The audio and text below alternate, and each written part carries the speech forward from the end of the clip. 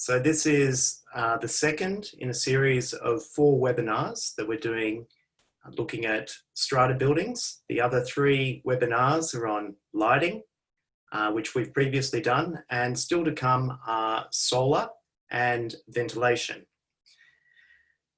But today we're going to be talking about hot water and what can be better than a hot shower on a cold winter's day. Today we'll focus on hot water for the common areas of apartment buildings predominantly. We'll touch lightly on individual hot water systems as well, because a question's already come through to Luani prior to the kickoff of the webinar. But on our screen here, we have a photo of a large Meriton complex in the Cove area. And what is special about the hot water for these 5 buildings that you can see on screen is that they're entirely heated by electric heat pumps for hot water. And no gas is connected to any of these 5 buildings for the creation of hot water. In fact, gas is not connected to this site at all. We'll come back to this case study a little bit later on. Today we're going to talk about a technology that you may not be familiar with called electric heat pumps. Electric heat pumps use a combination of air temperature and some electricity to heat water. And if you are familiar with different types of renewable energy, air temperature is actually a renewable resource. So the 2 councils, Mosman and Cove, have sponsored this talk, and over the next 30 minutes, we'll be looking at some of the items on this page. We'll cover things like the barriers for strata, the opportunity, talk about some great Australian innovation in solar thermal, and the newer technologies of heat pumps. And we'll finish off with a couple of case studies. First of all, sustainability in apartment buildings can cover a wide range of areas, everything from energy, water, conservation through to waste, and newer areas such as solar, batteries, and electric vehicle charging. There are about 340,000 strata schemes in Australia.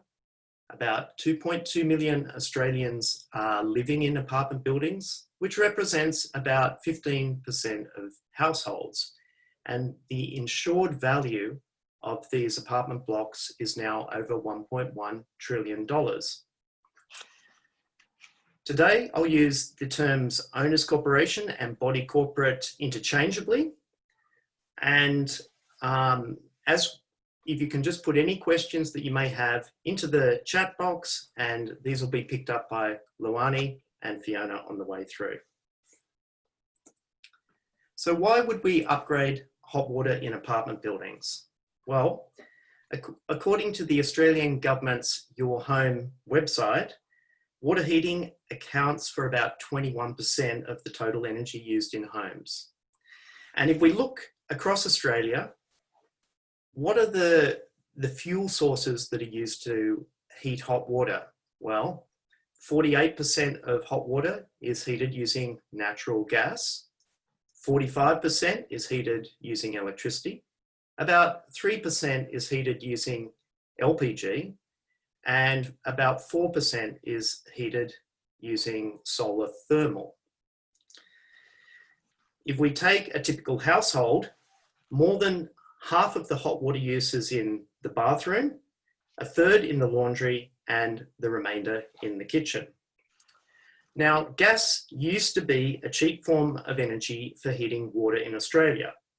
And many of the apartment blocks that were constructed from, say, the 80s onwards were built with a common hot water plant and a recirculating loop, so that water is heated in one place and then circulated throughout the building continually 24 hours a day. Now, while the cost of the electricity for pumping the water around the building is not particularly high, this does result in recirculation losses. So to give you an idea, in a typical apartment block of say 40 units, hot water may come out of the boilers at 65 degrees, a temperature which is safe so that you don't get Legionnaire's disease. And by the time it gets to the furthest extremity from the hot water plant, the apartment that's furthest from the hot water plant, you may have lost 10 degrees. So the water may be 55 degrees coming out of the tap. This water then recirculates back into the hot water boilers and is continually reheated up to 65 degrees all the way through the night, even when people are not having hot water showers. And this happens 365 days a year. Now, one of the challenges in Strata, imagine that the hot water plant is actually outside, exposed to the elements, maybe on the roof of the building or on ground level in an outdoor location. And you've got hot water pipes coming out of the hot water boilers where the lagging or the insulation around those pipes has actually deteriorated. Now you can imagine the extent of energy that's used creating that hot water, and then it's instantly escaping through the hot water pipes even before it gets into the building. Now this is a common occurrence in many of our strata buildings across Australia where the lagging and insulation around the pipes hasn't been repaired. And that's a short-term improvement that you could do with any common hot water plant, calling a plumber to get that done next week. Now, the next challenge with common hot water plants in apartment blocks is you might have 3, 4, 5, 10, 16 individual gas hot water boilers. And typically when one of these fails, the strata manager is told to call a plumber and replace one of those gas hot water boilers. So the people in the building never actually do any research about any alternative to just replacing the broken hot water tank. And so we'll cover some of the things, some of the alternatives today. Now, we may have some people that have joined us from apartment blocks that were built in the 60s and the 70s. What was typical in this period of time was for each individual apartment to have its own electric hot water storage tank, maybe in the under the kitchen sink, or maybe in the laundry, inside each individual apartment. And another place that you may not have thought with the older buildings that you have some hot water is our older 60s and 70s apartment blocks may have common laundries. In fact, we found some blocks that have 6 common laundries, one on every floor of a 6-story building. And we've even found common laundries that have an individual electric hot water system on each floor of the building, just for serving 1 or 2 washing machines and the washing tub in the common laundry. So these are the places that we might go to look for common hot water in our apartment buildings. And a question did come through earlier. If, for example, I've got an electric hot water system in a cupboard in the kitchen, is it possible for me to, as a strata resident, to upgrade to gas? Now, it is possible for you to strap an instantaneous gas hot water system on the wall of the building outside your apartment. You would need permission from your strata in order to do that, perhaps with a special use bylaw, but you would also have to check whether gas is connected to your apartment block at all. Many of our 60s and 70s heritage blocks didn't actually have gas connected to them in the first place. So that's just to answer a question that came through earlier. Now, as we move into some modern buildings, some very cheap construction buildings that have been put up in the last 10 years, in some cases, they haven't been built with a common hot water plant. They may actually have one of those instantaneous gas hot water systems, maybe on the balcony or the wall of each individual apartment. We've got a wide range of different types of ways of heating hot water in strata. But nationally, across our strata buildings, at least $700 million is spent heating water for apartment dwellers. And energy efficient hot water systems can reduce the energy required for heating the hot water down to just 20%. That's an 80% saving compared to a typical gas storage system today. So what are some of the barriers to upgrading hot water for strata? Well, first of all, from the National Strata Insights report, we know that 48% of the apartments across our strata buildings are owned by owner investors and are rented out. This creates what is called a split incentive around hot water. Now, another thing that we should mention is on the billing side, completely separate to the fuel source that's used to heat hot water, there are two different billing models for common hot water plants in strata buildings. In some strata buildings, you have an individual hot water meter for each individual apartment, which measures how many litres of hot water flow into that individual apartment. And in other apartment blocks, there are no hot water meters for the individual apartments. This means that hot water is provided as a common service to all the apartments unmetered, and the cost of paying for that hot water is paid through strata levies. So if you were an owner investor in a block such as this, you would have to put up a slightly higher rent to cover the fact that your tenant doesn't pay a gas or hot water bill individually for their apartment. The tenant may still pay a gas bill if there's a gas cooktop or a gas bayonet for space heating, or a gas bayonet for a barbecue on the veranda, but there would be no hot water component on that particular bill in an apartment block which does not have hot water meters for each apartment. Now, other challenges that we have in strata are obviously communication and apathy. People are time poor. People on strata committees are not professional building managers or facilities managers. And so making decisions, long-term decisions around upgrading hot water plants can be a challenge even for the most active and environmentally conscious strata committees.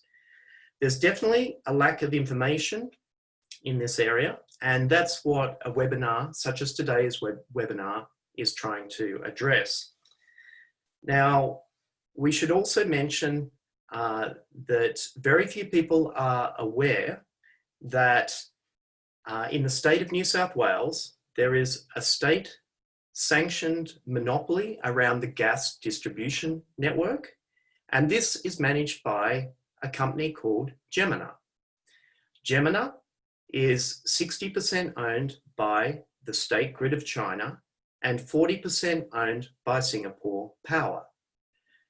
Gemina is an intermediary who very few people are actually aware of, who's responsible for taking meter readings from hot water meters, measuring the amount of hot water in litres, and communicating, converting this through what's called a conversion factor, which is a specific ratio that's set for your building, and communicating this data to the gas retailer who you elect to choose for your individual apartment. So this creates a few concerns because apartment buildings are not actually able to negotiate the conversion factor.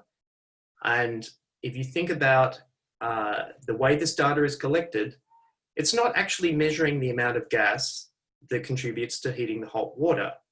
It's measuring the amount of hot water that goes through a hot water meter and then using a conversion calculation, a formula, to estimate how much gas would have been consumed to create that amount of hot water for your individual apartment.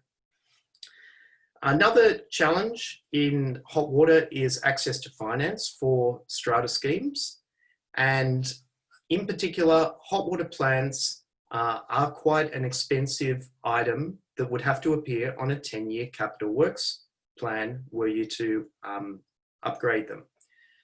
There are vendors in the market who will put in an embedded hot water system for your apartment block where the vendor actually owns all and maintains all the hot water kit, maybe for a period of 10 years. And that vendor may put in their proprietary hot water metering system and create a private network just for the building, which is not related to the Gemina network, which is in 99% of apartment blocks who have common hot water plants and hot water meters. Another challenge is switchboard capacity, and this comes into play if you are looking to install energy efficient heat pumps, because energy efficient heat pumps do use some electricity as well as getting the bulk of their heating source from the air temperature. So what's the opportunity? Well, if you're an individual apartment with your own electric or gas hot water system sitting on common property, you may be able to change that hot water system from being a gas-powered hot water system to an energy-efficient heat pump. You may need to get a special use bylaw passed with your strata scheme to put one of these on common property on, say, a slab outside your apartment if you're on the ground floor or in a townhouse. And for apartment blocks which have large common hot water plants, replacing these is going to become easier probably from September this year, when the New South Wales government passes the Strata Schemes Amendment Sustainability Infrastructure Bill. This will lower the threshold of voting from owners required to replace a hot water system from a threshold that's currently at a special resolution or 75% to an ordinary resolution or 50%.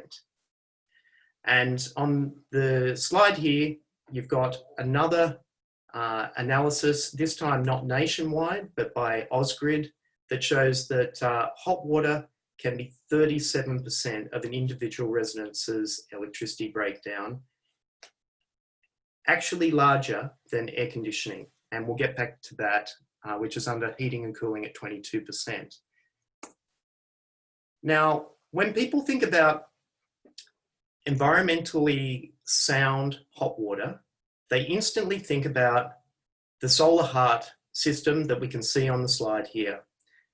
This was a fantastic joint innovation of Australian Commerce and the CSIRO, with CSIRO contributing research that improved the quality of these systems and their efficiency by 20% in the 1950s. And since then, Solar Heart exported to 60 different countries around the world. And on the right, you can see this is a solar thermal hot water setup from an apartment block in Mosman, which participated in Mosman's apartment and strata savings program in 2020. This is a preheat system for a number of apartments, and the water is preheated in the solar thermal system and then put into an instantaneous gas system where it's heated up to its final temperature. So this is called a gas hot water system with a solar thermal boost. Now, both these technologies are great, but the technology has moved forward, and solar heart was state of the art in 1953, but now there's an even better technology which we're going to talk about. That is, what is a heat pump? Well, a heat pump is very similar to a refrigerator or a reverse cycle air conditioner. So if you're familiar with those technologies, you should be perfectly comfortable with a heat pump. It uses the same technology as a reverse cycle air conditioner, but applies it to heating water. And in the diagram you can see here, you have heat absorption from the ambient air temperature going in, the use of a compressor, and another heat exchanger to transfer that heat into water, which is then put in a storage tank and circulated around the apartment block. So we're going to have a look at 4 different hot water models in Strata. So imagine that you are a townhouse dweller, a villa dweller, or someone who owns a courtyard or an apartment on the ground floor of an apartment building. Here you can see that there is a heat pump and a hot water storage tank just for one individual apartment on the outside of the building. So if, for example, you already had a courtyard with an electric hot water tank or a gas hot water tank, you could consider replacing it with an energy efficient heat pump. And that might cost you in the order of $3,000 to $4,000. It may actually pay itself off in as little as 3 years. And that would be a sound investment for you as an individual apartment owner to do. Now we're going to have a look at a centralized gas hot water system with user pays billing. So in this diagram here, we can see that there's a single gas hot water plant. Gas is connected to the building and is coming in from the gas distribution network. There'll be a gas meter, a master gas meter, as this comes in from the street. And we'll just imagine there's one apartment on each floor, and there's one individual hot water meter for each of those apartments. In this building, the owner's corporation owns the hot water equipment outright. The individual apartments get to choose their own gas retailer for hot water. So you can see a mix of common names such as Origin, AGL, Energy Australia, and there are many more like Cover You that specialise in providing gas to individual apartments. And there's complete choice for the apartment dwellers to choose their own gas provider. Now, when it comes to the billing, Gemina, the gas network distributor, does the meter reads of the master gas meter and the individual apartment hot water meters and sends this data to the relevant energy retailer so that they can put it onto your bill. This is probably the most common hot water setup in residential apartment blocks where there is a common hot water plant. So now we'll have a look at a similar building which is using a centralized heat pump for hot water and maintaining a user pays billing system. So you can now see that common electricity feeds into the heat pump hot water plant for this building. You may have an individual sub-meter on the amount of electricity which is consumed by that heat pump hot water plant. That is optional, but it's a good way of keeping track of exactly how much electricity is used for heating water. And you still have an individual hot water meter on each floor of the building for each apartment. And BSP stands for Billing Service Provider. This is a third-party company An example of a third-party company that performs this service is Wing Connect. They are the company that provide this service to Meriton Arise, which was the building that we saw on the front page of this presentation. Now, imagine in this setup that the owners corporation owns the hot water equipment. It would also be possible for the owners corporation to outsource the ownership of this equipment to a third-party company, which could be the billing service provider. The individual hot water meters for each apartment might actually be modern remote read hot water meters that don't require a meter reader to go in and take the meter readings on each floor. And under this particular model, the billing service provider could actually work with the owners corporation to set the rate for billing residents for the use of hot water. In particular, if the billing service provider took a measurement of the sub-meter of electricity going into the heat pump, they would be able to reimburse the owners corporation for the electricity costs of the heat pump from the revenue that they collect from each of the individual apartment owners. And the benefit that this would create is it would maintain equity across owner occupiers and owner investors, because the tenants would be responsible for paying for the hot water into their individual apartment on a user pays basis. So this is a model which has been retrofitted into residential apartment blocks in New South Wales, and we'll look at some case studies around this a little bit later. Moving on, imagine the same scenario, but this has hot water paid through Strata levies. So here again, we have a centralised heat pump hot water system, which is perhaps using air temperature to generate 80% of the heating of the hot water, and about 20% of the heating source would come from electricity. So once again, very efficient to operate.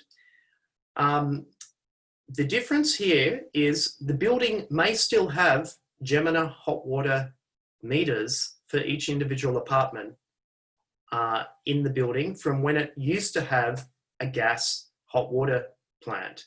But these meters are now just sitting there idle and are being ignored.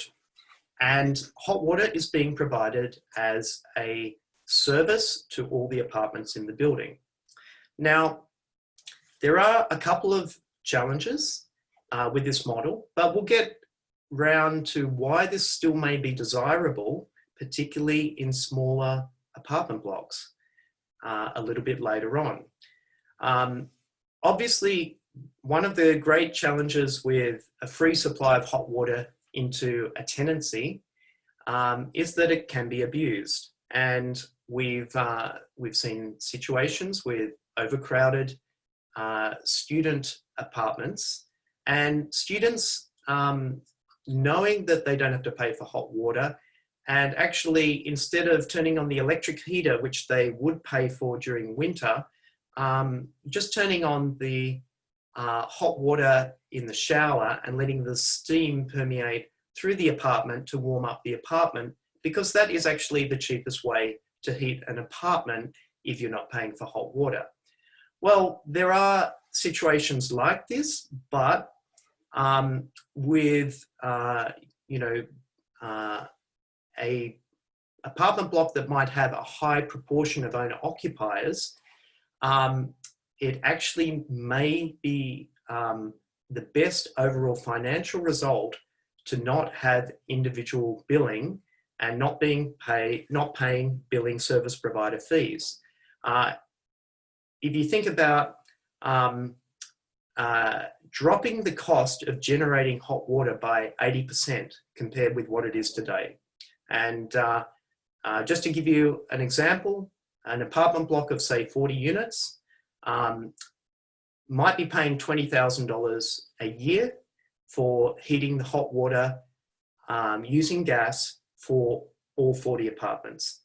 Well, if you could actually drop the price or the cost of the hot water by 80% by moving to an energy efficient heat pump, then the cost of the billing services actually becomes quite high in relation to the cost of generating the hot water. And the cheapest quote that we've ever seen in Queensland for a billing service provider is $5 per month per apartment, or $60 per apartment per year just for the billing service. And there are examples where it actually is a lot higher than that. So as you decrease the cost of generating hot water, you actually have the billing fees becoming a higher proportion of the overall cost of the hot water system. And if, for example, you were in the future to put a common solar photovoltaic system on the roof of an apartment building that has a heat pump hot water plant, you would actually then be able to halve the cost of heating the hot water again, because the heat pumps typically have 2 heating cycles in each 24-hour period.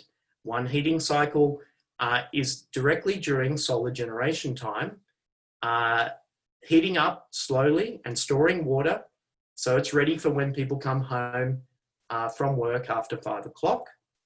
And the other heating cycle of the heat pump going through the night, where you're using grid imported electricity, hopefully using your green power, and so that the storage tanks of hot water are ready for the morning rush when people have a shower before going to work. So keep this model in your mind. We're going to have a look at a couple of case studies, but just to give you a couple of ideas as to what might be possible in terms of saving money on hot water in Strata. You could be quoted by a big 3 energy retailer $1.33 per litre of hot water and a 63 cents daily supply and connection charge. That's a daily supply and connection charge regardless of how much water you use. Well, the gauntlet we're throwing down today to the strata schemes of Australia, and in particular New South Wales, is, can you get the cost of hot water per litre inside an apartment down to 13 cents per litre, a saving from $1.33 per litre and a 63 cent daily service charge. And under a model such as this, you actually could completely disconnect from the gas network if there were no gas cooktops, gas bayonets for space heating or barbecues in the building, and not have any daily connection fees to the gas network. So that's the challenge we're setting for strata schemes. Not only would you be saving a huge amount on your hot water, but also moving to at least one renewable source, which is air temperature, and potentially down the track, combining this with another renewable source, which is solar photovoltaic. So let's look at a couple of heat pump case studies. So this is the Meriton Arise complex at Lane Cove, a different angle from the cover photo. We've got 5 towers, 367 1 and 2 bedroom apartments, and a company called Sunpack Hot Water designed and installed the energy efficient heat pump for each of the 5 towers. This one has remote monitoring capability, and today WinConnect, as the embedded hot water network supplier, manages this building.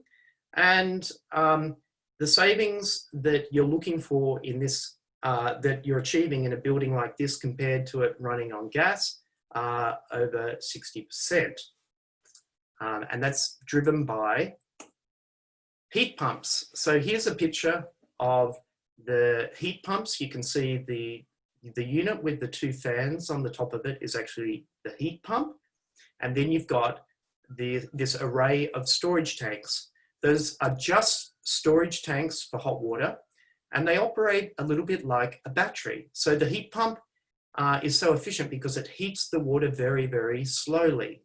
And we'll come back to what best practice is, but generally to heat water quickly requires a lot of energy. A heat pump system will have more storage tanks for hot water than an equivalent gas hot water storage system, because you're heating water slowly and then you need a bank of hot water there ready to be distributed to people through the peak periods. So basically, heating water slowly, using air temperature and storing it like a battery so that it's ready there for when you need it. We move across to one of the other towers in Meriton Rise, and you can also see there's some ducting on the heat pumps here. An important consideration for retrofitting a heat pump is that as part of their process, they actually, byproduct of their process is spitting out cold air. You need to be able to ventilate the cold air away from the heat pump, and so that the heat pump doesn't suck in its own cold air, reducing the efficiency of the heat pump. And once again, you can see storage, hot water storage tanks on this tower. Now, if we move to another heat pump case study, this is Generation W in Woolloomooloo.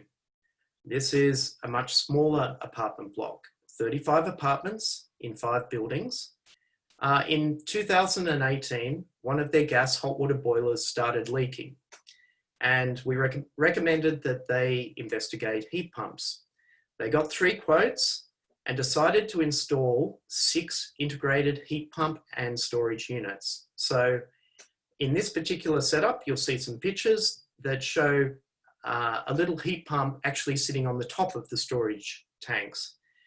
They disconnected gas entirely from the premises. And this is important. They didn't have gas cooktops in this apartment building. They had electric cooktops, and they had no bayonets for gas for space heating. So this building has escaped the Gemina meter reading monopoly entirely. The cost of the heat pump project here was about $60,000. It's saving them about $15,000 a year, so payback in 4 years. This is what their hot water service room used to look like, with 4 gas hot water storage tanks in it. And you can see the flumes that were required for ventilation on each of the gas hot water storage tanks.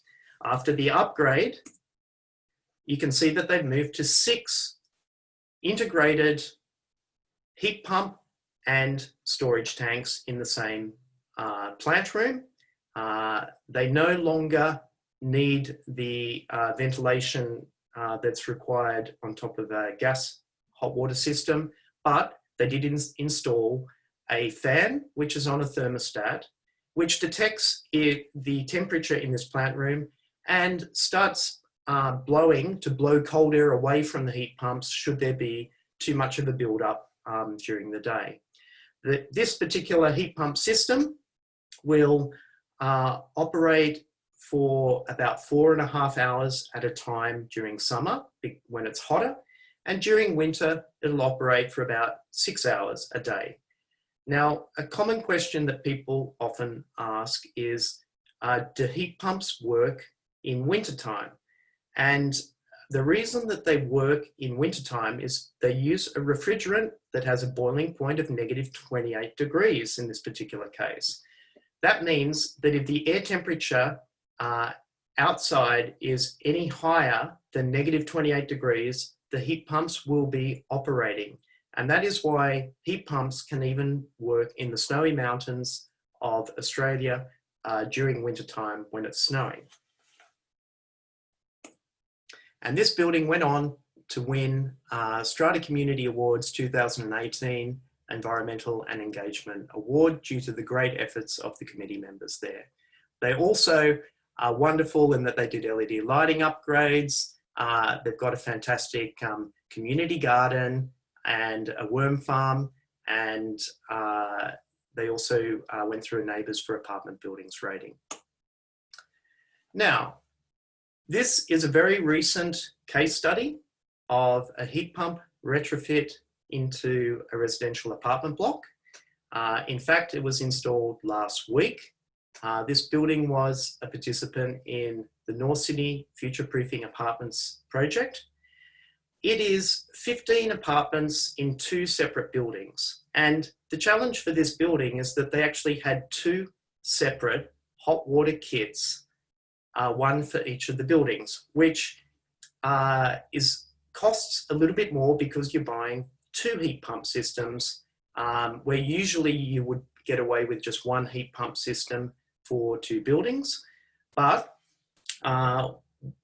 previously they had 2 by 260 litre gas hot water boilers for each of the buildings, which have been operating that way for a very long period of time and were at their end of life.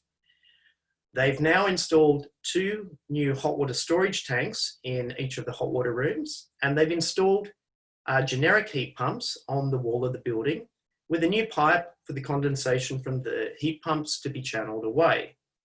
They've disconnected gas entirely from the hot water plant, and initially they're going to move from a model where they used to have hot water meters for each individual apartment under the Gemini network, and they're only going to have hot water as a service paid through Strata levies. Now, the cost of the 2 heat pumps for this building was about $30,000. That's after they got a $4,000 federal small technology certificate rebate. Payback here is longer than Generation W because you're buying 2 heat pump systems instead of 1, which you would normally be doing. But if this building were to move forward with a solar project on the roof, the estimated payback on the heat pump system would move in from 7.5 years to 6.3 years. This is a before shot. So you've got a photo of the front hot water room and the back rebuilding hot water room before the upgrade. And here you have a photo after the upgrade. So the 2 things that look like air conditioners on the side of the building there are the heat pumps. They have pipes that go back and put the hot water into the 2 storage tanks, which you can see behind the windows. And the other pipe is taking the condensation from the heat pumps and putting it down a drain so it's not running down the side of the building. Now, this is a fantastic example because it shows that heat pumps can be used in the smallest of residential strata buildings. It can be used in our buildings from the 1970s. And effectively, this building is on the way to future-proofing itself, moving from traditional carbon-intensive forms of heating water to efficient forms of heating water through a renewable heat pump. And if they proceed following their waterproofing project on the roof with a solar panel system, they'll be using 2 different types of renewable energy in combination with each other to drive down the cost of heating water in this complex. So I think we can finish up the talk here, and we're happy to take any questions that you may have. Brent, I have a few questions here. So one is, how do you ensure long life for your hot water tanks? Normally 10 years is good life, but for a block with multiple tanks, one would want much longer life. That's right. Look, this is a great question. First of all, I would say we've got a number of blocks that currently have gas hot water systems that are not on annual gas maintenance contracts. Annual hot water maintenance contracts. So basically, the longevity of the existing tanks in strata buildings is quite short. A number of buildings are having tanks leak and need to be replaced maybe after 6 or 7 years. And this is because a lot of strata schemes actually don't have hot water maintenance contracts where people come on a quarterly or annual basis and replace anodes in the tanks and keep them efficient. The way that, say, 17 Grasmere Street in Cremorng has addressed this issue of getting quality tanks is they bought very good, high quality tanks, storage tanks from a company called Quantum, which are reputable and do have a long life. So another challenge in terms of getting longevity out of hot water plant, if you're moving to heat pump, is also to choose Japanese manufactured heat pumps rather than Thai manufactured heat pumps. And be careful, you will even have Japanese companies that now manufacture in Thailand as well.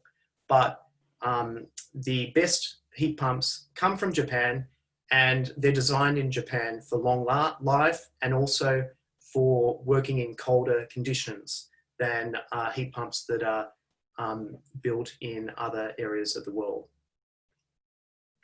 Okay, there's another question. You kind of touched on it, but maybe you could be a little bit more specific with this question. So the two, do the seasons affect heat pump effectiveness? So I know you did touch on that, but you just sort of summarize that a bit more in terms of summer versus winter efficiency. Yeah, so look, the consideration here is heat pumps are generally about the same noise level as an air conditioner, perhaps a little bit quieter than an air conditioner.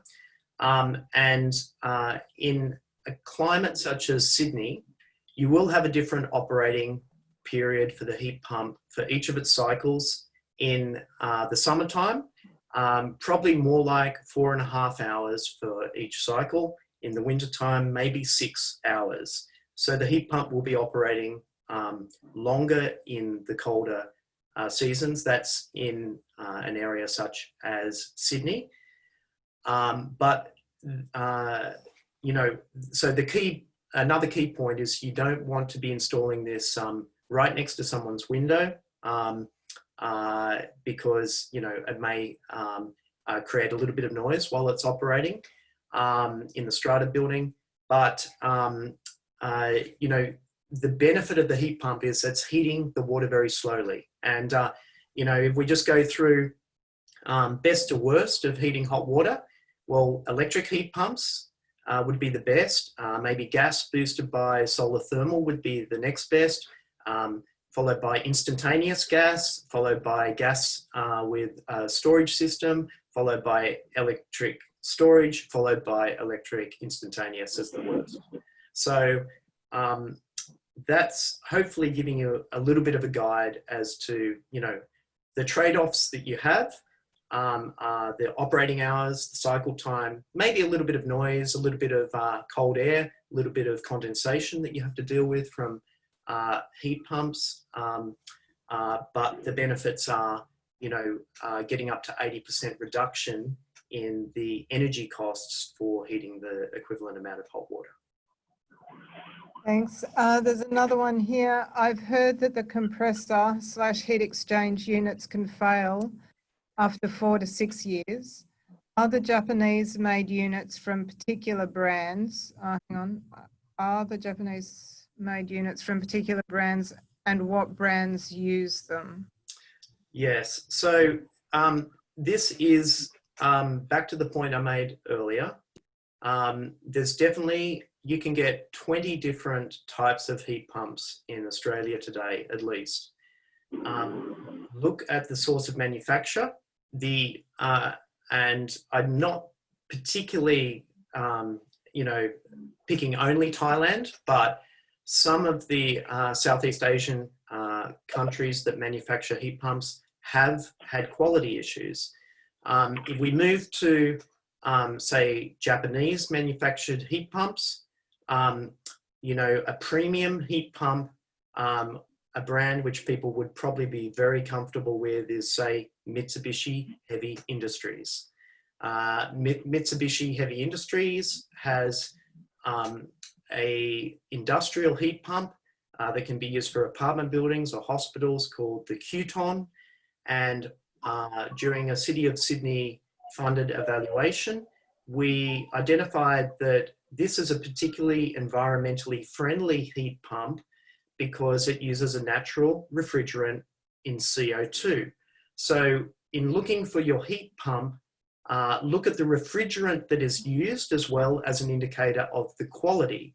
And hydrocarbon heat pumps, propane and butane are still good, but stay away from the RJ series refrigerants.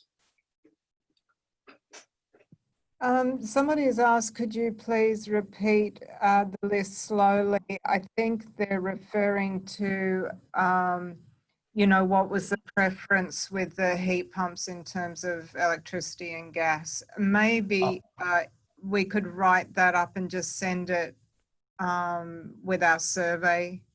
Yeah, look, I'll just go through. The most efficient way to heat hot water is with an electric heat pump. A gas system with solar thermal preheat. So you might be preheating the water with solar thermal before putting it into a gas system would be efficient, not as efficient as a heat pump.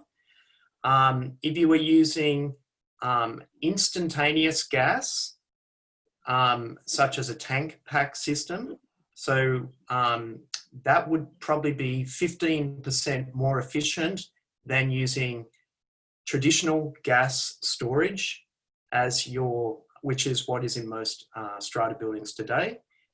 And then you would move to electric storage as being worse, and then instantaneous electric heating water quickly with electricity is terrible. Okay, we have a few more. We have a 1962 building with individual electric underbench heaters. Are there any advances or advice on these? So I'm guessing you mean the hot water systems are under the main slab, perhaps in. Is it possible to get a clarification? I think I might know what they mean. I've seen a unit with that where the gas heaters. Not gas. Not gas. Oh, it's gone. Okay. Did you hear that, Brent? They were saying not gas. Oh, not gas. So you have electric hot water tanks under the slab for each apartment individually? No, it's not under the slab. It just sits under the bench in the kitchen. Oh, yes. Okay. Unfortunately, this is difficult to deal with because you can't use the heat pump in that location. That's why I mentioned if you're on the ground floor, your apartment's on the ground floor, you could get special permission from your strata to put a tank outside. If you had a courtyard or a near part of common property, you could get a special use bylaw to allow you to do that. But if you're on a floor that's not on the ground floor, you're really limited to instantaneous gas on the wall outside your apartment as the only option, and that's if gas is connected to your building. So an instantaneous gas hot water system like a Rinnai system on the wall outside your apartment. We've seen people do that in strata to move away from the electric hot water tank under the kitchen. Yeah. I think our last question for this session, how do you determine how many pumps and storage containers you would need? They appear to take up a lot of space. which a lot of older buildings do not have. That's right. And so basically the sizing, there's not an online calculator. We are looking to see if there is one that can give you an indication as to how much storage you would need. At this point, your best bet is to go to a consultant or to a vendor and get an initial site inspection. And the information from a strata perspective that you want to be collecting is how many bedrooms you have. So if you've got 40 units, you might have a mix of 1, 2, and 3 bedroom apartments. So good information to give is the number of bedrooms across your complex, which is better for sizing the heat pump system than the number of apartments. And even better is the number of shower heads. But for most strata committee members, that's a little bit too far in terms of it's too invasive to ask all the occupants for that information. Hey, thank you. No problems.